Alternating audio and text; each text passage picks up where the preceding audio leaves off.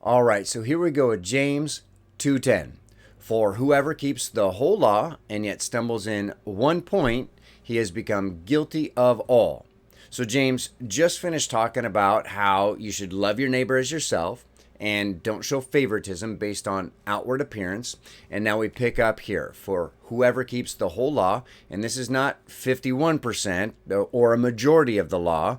This is not 99%. It's all 100% of the law, and yet stumbles. So this is, a small trip, or it could be a fall all the way to the ground. But James is kind of saying it could be a small thing, one small thing in one point.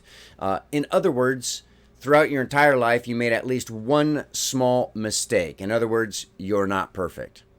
So in Mortal Kombat, we would call that a flawless victory. So that was a video game, and you'd fight the other player. And if you could beat your opponent without them landing one punch or one hit, you got a flawless victory. And that's of course, what we were shooting for there. You can also think target practice, archery, or whatever. You're shooting for the bullseye. It's the circle in the middle, not in the other ones. We're shooting for the bullseye. So if you don't get that bullseye, you have become guilty of all. So this is, you are now a criminal. You are now a lawbreaker. So this stumbles in one point with the archery. You could even think golf with this. I mean, when you think about how to hit the target, or if you're doing one stroke in golf, there's so many little things that go into it. You have your stance, you have the setup, you got your wind up, you got your follow through. If you stumble in any of those pieces, even the little ones, you're not going to get a bullseye. You're not going to get a flawless victory. So that's what James is really getting at here. It kind of reminds me of when I was in college. On Wednesdays at the cafeteria, they would have spaghetti night. Love spaghetti. And then they would also have, so I'd eat spaghetti, and then I'd go to the youth group, the college youth group that I went to at the time. And I had, six-pack, and I was buff, so I always wore white T-shirts to kind of represent a little bit there. Well, spaghetti and white T-shirts don't mix real well most of the time.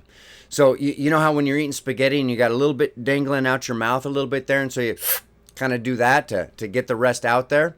And the spaghetti, as it goes up in your mouth, it kind of wiggles a little bit as it goes up there. Well, if you got a little bit of marinara red sauce on there, and you do that, you're going to end up getting a little bit on your shirt there. So what is this shirt now? Well, now it's stained. So even though it's a white shirt, and even though it's just a little bitty piece of marinara sauce right there, it's now stained. So that's what James is saying here. He's saying you can do all things perfect, but one little mistake, you're not going to hit the bullseye, or you're going to end up with a stained T-shirt. So this is the way our lives are. And about 2,000 years ago, Jesus came to earth, and he led this perfect life. He didn't stumble even in one point.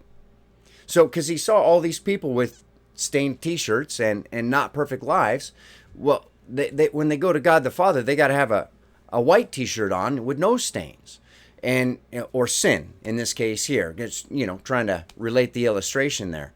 So he led an unstained life, and then he died on the cross to pay for our sins, and that got him the magic stain remover marker. And then he also showed that he could beat death, because 3 days later he came back to life.